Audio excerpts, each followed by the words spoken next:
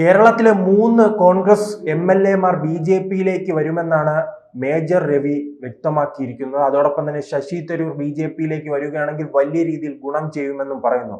അങ്ങനെ നാം കർണാടകയിലും മഹാരാഷ്ട്രയിലും കണ്ട ഓപ്പറേഷൻ താമര കേരളത്തിലും എത്തിച്ചേർന്നു. മേജർ രവിയുടെ ഒരു ഫേസ്ബുക്ക് പോസ്റ്റാണ് ഈ വിഷയത്തിൽ.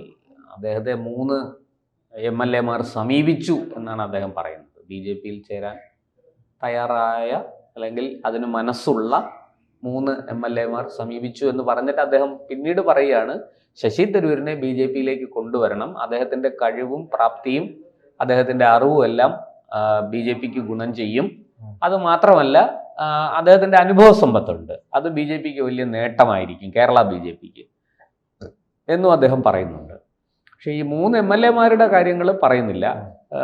കോൺഗ്രസ് ഏതാണ്ട് ഇപ്പോൾ കോൺഗ്രസിന് വലിയ സംഘടനാപരമായ ദൗർബല്യമൊക്കെ ഉണ്ട്. കോൺഗ്രസ് കേരളത്തിൽ വിശ്വസിക്കാതിരിക്കാനും കഴിയില്ല.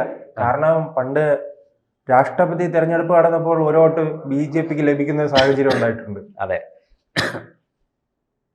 അല്ല അതൊക്കെ മുമ്പ് പലപ്പോഴും നടന്നിട്ടുണ്ട്. കർണാടകയിൽ നിന്ന് രാജ്യസഭാ തെരഞ്ഞെടുപ്പ് നടക്കുമ്പോൾ കോൺഗ്രസിന്റെ വോട്ട് കൊണ്ട് ജയിച്ച ബിജെപിക്കാരനുണ്ട്. ഞാൻ ആളുടെ പേരൊന്നും പറയുന്നില്ല, നിങ്ങൾക്കറിയാം, അത് ഊഹിക്കാവുന്നതേ ഉള്ളൂ ആരാണെന്ന്. അങ്ങനെ ജയിച്ച് MP ആയി പിന്നീട് മന്ത്രിയൊക്കെ ആയ ആൾ ഉണ്ട്.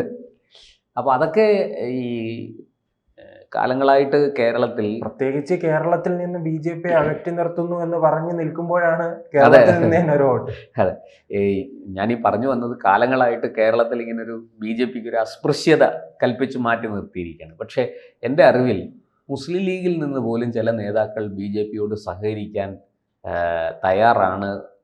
ദേശീയവാദികളായ ചില നേതാക്കൾ, നമ്മുടെ എല്ലാ നേതാക്കളുമല്ല, ഈ അന്ധമായ മതം തലയ്ക്ക് പിടിക്കാത്ത ചില നേതാക്കൾ, ദേശീയ കാഴ്ചപ്പാടുള്ള നേതാക്കൾ ബിജെപിയോട് സഹകരിക്കാൻ തയ്യാറാണ് എന്നുള്ള ചില സൂചനകളൊക്കെ മുമ്പും ലഭിച്ചിട്ടുണ്ട്. അവരുടെ ചില ഫേസ്ബുക്ക് പോസ്റ്റുകൾ, അവരുടെ ചില ചർച്ചകൾ, അവരുടെ ചില വൈറലായ വീഡിയോ ഒക്കെ ഉണ്ട്. അപ്പം അതുകൊണ്ട് ബിജെപിയിലേക്ക് ഇതൊരു അത്ഭുതമൊന്നുമല്ല, അവർ വന്നുകൂടായികയുമില്ല. കോൺഗ്രസ് MLA-മാർ എന്തിന് CPM-ൽ നിന്ന് പോലും ചില നേതാക്കൾ രാജിവെച്ച് ബിജെപിയിൽ ചേരാൻ തയ്യാറായിരിക്കുന്നു എന്ന സൂചനകൾ മുമ്പ് ലഭിച്ചിട്ടുണ്ട്. പക്ഷേ ഇവിടെ ഒരു പ്രധാനപ്പെട്ട ഒരു ചോദ്യം ഈ ബിജെപിക്ക് അവരെ ഉൾക്കൊള്ളാൻ കഴിയുമോ എന്നുള്ളതാണ്. കേരള ബിജെപിയുടെ ഏറ്റവും വലിയ പ്രതിസന്ധി, എൻ്റെ ഒരു നോട്ടത്തിൽ, ഞാനത് പറയുമ്പം ചിലപ്പോൾ വലിയ എതിർപ്പൊക്കെ വരും, ഒരു തലയെടുപ്പുള്ള ഒരു നേതാവ്, ഒരു പക്ഷേ നമ്മുടെ പഴയ കാലത്തെ അന്തരിച്ച PP മുകുന്ദൻ, അദ്ദേഹത്തെ പോലെയൊക്കെയുള്ളൊരു നേതാവ് ബിജെപിയിൽ ഇന്നുണ്ടായിരുന്നെങ്കിൽ, അല്ലെങ്കിൽ ഇന്നുള്ള നേതാക്കളിൽ ഒരാൾ അങ്ങനെ ഉയർന്നു വന്നിരുന്നുവെങ്കിൽ ഒരു പക്ഷേ ഇതൊക്കെ സാധിച്ചേനെ, നിഷ്പ്രയാസം സാധിച്ചേനെ. ഇതിപ്പോൾ ബിജെപിയിൽ അങ്ങനെ വരുന്ന ഈ മറ്റു പാർട്ടികൾ വിട്ടു വരുന്ന ഉന്നത സ്ഥാനത്തിരിക്കുന്ന ആൾക്കാർ ആ സ്ഥാനം ത്യജിച്ച് ആ പാർട്ടിയും വിട്ട് ബിജെപിയിലേക്ക് വരുന്നു. ഇത് കോൺഗ്രസിൻ്റെ കാര്യത്തിൽ മാത്രമൊന്നുമല്ല കേട്ടോ, ജനതാദളിൽ നിന്ന് വരാൻ തയ്യാറുള്ളവരുണ്ട്. ഇപ്പോൾ തന്നെ കേരളത്തിലെടുത്താൽ NCPയും ജനതാദളിൻ്റെ MLA-മാർ വാസ്തവത്തിൽ ഏത് മുന്നണിയിലാണ് പെടുന്നത്? അവർ NDA മുന്നണിയിലാണ് ഇപ്പോൾ പെടുന്നത്. കാരണം അവർ മത്സരിച്ച് ജയിച്ചത് ഏത് ചിഹ്നത്തിലാണോ ആ ചിഹ്നത്തിലുള്ള പാർട്ടി ഇന്നിപ്പോൾ NDA-യിലാണ്, ദേശീയ ജനാധിപത്യ സഖ്യത്തിലാണ്. NCP ശരത് പവാർ വിഭാഗത്തിനാണ് ഔദ്യോഗികമായി ചിഹ്നം ലഭിച്ചിരിക്കുന്നത്. അപ്പോൾ ആ ചിഹ്നത്തിൽ മത്സരിച്ച് ജയിച്ച MLA-മാരും MP-മാരും ഇന്ന് അജിത് പവാറും പാർട്ടിയും എവിടെ നിൽക്കുന്നോ ആ മുന്നണിയിലാണ് നിൽക്കേണ്ടത്. അങ്ങനെ നോക്കുമ്പോൾ NCPയുടെ ഔദ്യോഗിക ചിഹ്നത്തിൽ ജയിച്ച 2 MLA-മാർ കേരളത്തിലുണ്ട്. അതുപോലെ തന്നെ ജനതാദളിൻ്റെ വിഷയത്തിലും അത് ബാധകമാണ്. ദേവഗൗഡയുടെ പാർട്ടി ഇന്നിപ്പോൾ NDA-യിലാണ് നിൽക്കുന്നത്. ആ ചിഹ്നത്തിൽ മത്സരിച്ച് ജയിച്ച 2 MLA-മാർ, ഒരു മന്ത്രിയുണ്ട്. അതുപോലെ NCPക്കും 2 MLA-മാരിൽ ഒരാൾ മന്ത്രിയാണ്. ഇതൊക്കെ സമർത്ഥമായിട്ട് വിനിയോഗിക്കാൻ, ഇതിനെ നല്ല ഭംഗിയായിട്ട് പ്രയോഗത്തിൽ കൊണ്ടുവരാൻ കഴിയുന്ന അടവ് നയങ്ങൾ അറിയുന്ന ഒരു നേതാവ് ബിജെപിയിലില്ല. അങ്ങനെ പറയേണ്ട വരുന്നത് വലിയ സങ്കടമുള്ളൊരു കാര്യമാണ് ഒരു രാഷ്ട്രീയ പാർട്ടിയെ സംബന്ധിച്ച്. ഇന്നിപ്പോൾ CPM-നെ എടുത്താൽ അതിനകത്ത് തലയെടുപ്പുള്ളൊരു നേതാവ് പിണറായി വിജയൻ തന്നെയാണ്.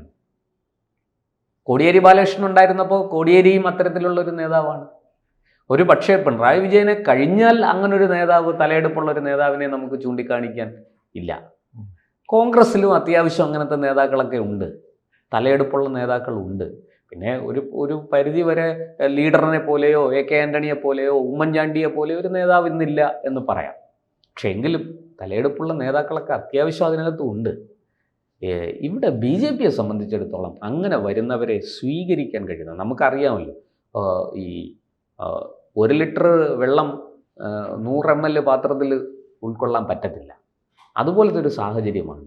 മേജർ രവി പറഞ്ഞ കാര്യം അദ്ദേഹം ഫേസ്ബുക്കിലൂടെ ഇത്ര ഇതായിട്ട് പറയണമെങ്കിൽ അതിനകത്ത് എന്തെങ്കിലും കഴമ്പുണ്ടാകും. വെറുതെ ഒരു ഊഹാപോഹത്തിൻ്റെ അടിസ്ഥാനത്തിലൊന്നോ അല്ലെങ്കിൽ അങ്ങനെ ഒരു എന്താ പറയുക ഗിമ്മിക്കൊന്നും കാണിക്കുന്ന ആളല്ല മേജർ രവി. അപ്പം അദ്ദേഹം പറഞ്ഞത് നമുക്ക് വാക്കുകളെ വിശ്വാസത്തിലെടുക്കാം. അത് എടുക്കുകയാണെങ്കിൽ ഈ പറഞ്ഞതുപോലെ കോൺഗ്രസിൽ നിന്ന്, കോൺഗ്രസിൽ ഇപ്പോൾ നടക്കുന്ന കോൺഗ്രസിന്റെ ഇപ്പോൾ സൂചിപ്പിച്ചതുപോലെ ആന്റണിയുടെയും കരുണാകരന്റെയും മക്കൾ ഇന്ന് BJP-യിലാണ്. അതുകൊണ്ടാണ് ഞാൻ ആദ്യമേ പറഞ്ഞത് അത് അത്ഭുതപ്പെടേണ്ട കാര്യമൊന്നുമില്ല. കോൺഗ്രസിൽ നിന്ന് ഇനിയും നേതാക്കൾ നിരവധി പേർ BJP-യിൽ ചേരാൻ സാധ്യതയുണ്ട്.